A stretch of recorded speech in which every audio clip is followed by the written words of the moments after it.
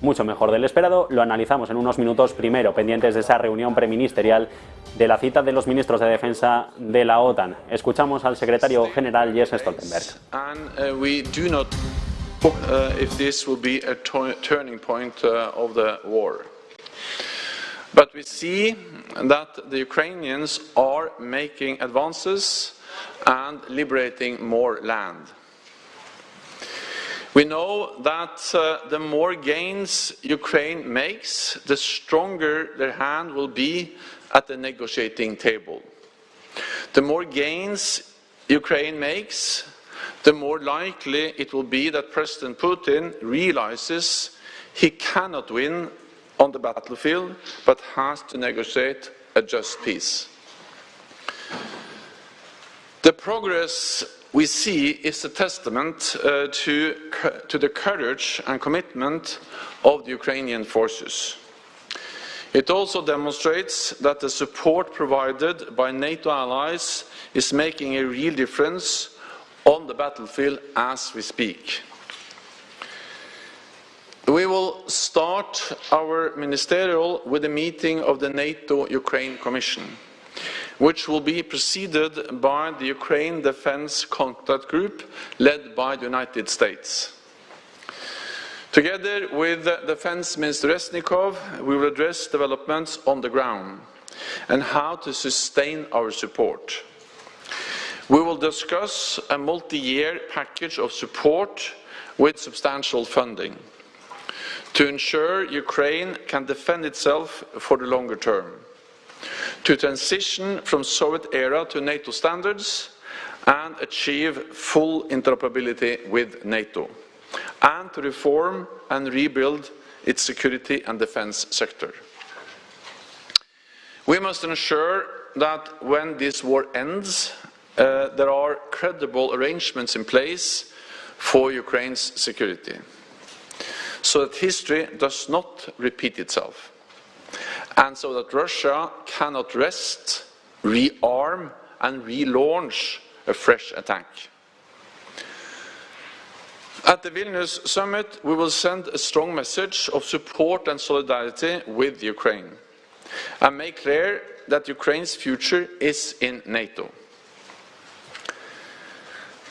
This week, ministers will also address how to further strengthen NATO's deterrence and defense. With new regional plans to defend allied territory.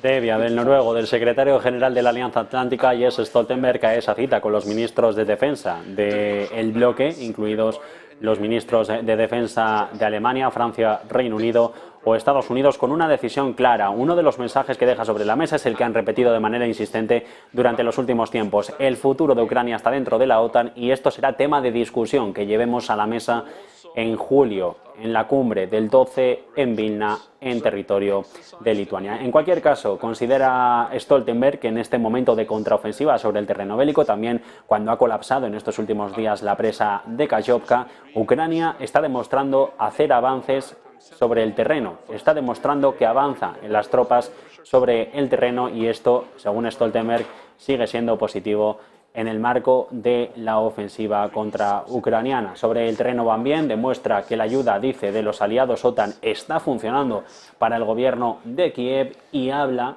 de un fondo de apoyo económico a Ucrania, apoyo económico y financiero a largo plazo para que cuando acabe la guerra el país pueda recomponerse. Es lo que ha comentado Stoltenberg. También defiende el noruego la interoperabilidad de la OTAN en el marco de la seguridad y la defensa. Ucrania será segura y de esto debemos asegurarnos desde la OTAN cuando la guerra con Rusia ponga punto y final. We have invited small, medium and large defense producers from across the alliance to an informal event. This will enable defense ministers to discuss directly with industry how best to ramp up production, secure our supply chains and remove barriers to cooperation. Ukraine and the European Union will also take part in the event. I expect that defense ministers will review a new defense production action plan which leaders will agree at the summit in Vilnius. It aims to rapidly address shortfalls in our stocks, building on $1 billion in joint procurement just for 155mm ammunition, now underway this year by our NATO Support and Procurement Agency, NSPA. The plan also aims to enhance the interoperability of our ammunition and equipment and support the transatlantic defense industrial base. We have also completed an exceptional review of national capability targets for battle-decisive ammunition. As a result, I expect ministers on Friday will decide to increase these targets substantially. This will strengthen both our ability to defend ourselves and to support Ukraine, and it will send a clear signal to industry to boost production. We will also address a renewed defence investment pledge for the Vilnius summit. This should make clear that investing 2% of GDP on defence is not a ceiling to reach, but a floor we must build on. Finally, we will hold a meeting of the Nuclear Planning Group. We continue to see reckless nuclear rhetoric from Russia. And just over the past few months, Moscow has suspended participation in the new START treaty and has decided to deploy nuclear weapons in Belarus. Ministers will discuss the nuclear aspects of the current security environment and consider the ongoing adaptation of NATO's nuclear deterrence. With that, I'm ready for your questions. Okay, we'll start with Bloomberg. Natalia Drozdiak, thank you for the question. Are you confident? Insiste en poner las líneas maestras en Según Stoltenberg de la próxima cita de julio en Vilna, en Lituania, la cumbre de la OTAN, en la que dice el noruego que se deberán asegurar todos los socios de la Alianza Atlántica las bases para construir una alianza mucho más fortalecida y sobre todo un apoyo centrado en Ucrania. Comenta que para securizar la cadena de suministros lo mejor es acelerar la producción de munición, que en tanto la Unión Europea como Ucrania van a estar presentes en la cita que tiene ahora con los ministros de defensa de la OTAN. Habla de revisión de objetivos, de resultados, en los que dicen habrá que incrementar producción, pero no solo para ayudar a Ucrania, dice Según Stoltenberg, dice también habrá que aumentar la producción de suministro y de munición para poder defenderse cada socio OTAN de manera independiente. En Vilna se va a dejar claro lo que ya sucedió en Madrid hace no mucho, en la última cumbre de la OTAN. Ese 2% de gasto sobre PIB en defensa no es el techo, sino el suelo desde el que partir. Ahora, ronda de preguntas, sigue contestando Según Stoltenberg.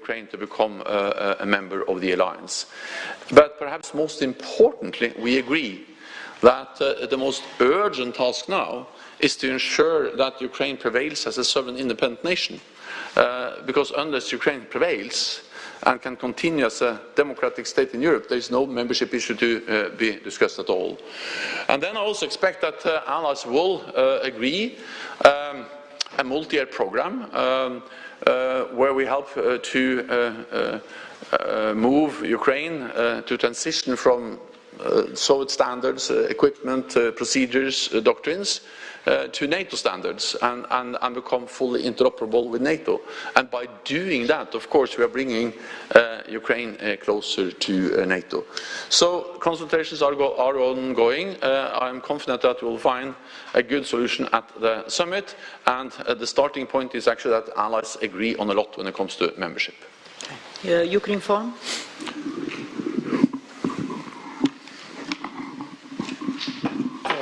Le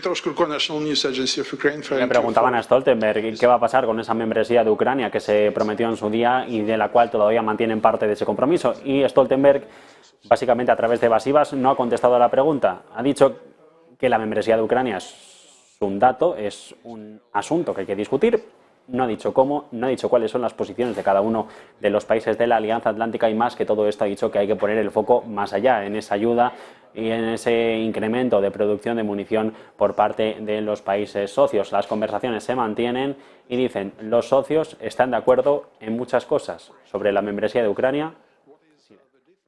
And could you please specify if NRC is still existing? Thank you. Well, there is a big difference between a Commission and a Council when it comes to NATO and NATO structures, because a Commission, that's the allies meeting one partner.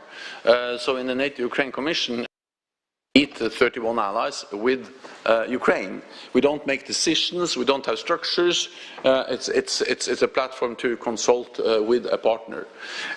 If allies agree to establish a NATO-Ukraine Council, that actually means that we then will be 32 equals. It will be the 31 allies and Ukraine sitting around the same table at equal terms. And it will be also a body that can make decisions, and we can also have deeper structures under subcommittees and so on. So that's the structure for much deeper cooperation, for actually making decisions together if all members of the Council agree, and it will reflect a very strong strengthening of the political partnership relationship between Ukraine and the NATO allies, and it will be on equal levels. Then, of course, with Minister Resnikov in the room, I expect that we will discuss both urgent needs